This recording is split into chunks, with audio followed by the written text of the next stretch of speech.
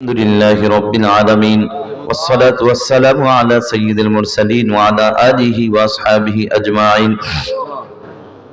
ربنا ظلمنا أنفسنا وإن لم تغفر لنا وترحمنا لنكونن من الخاسرين رب ارحمهما كما ربياني صغيرا رب ارحمهما كما ربياني صغيرا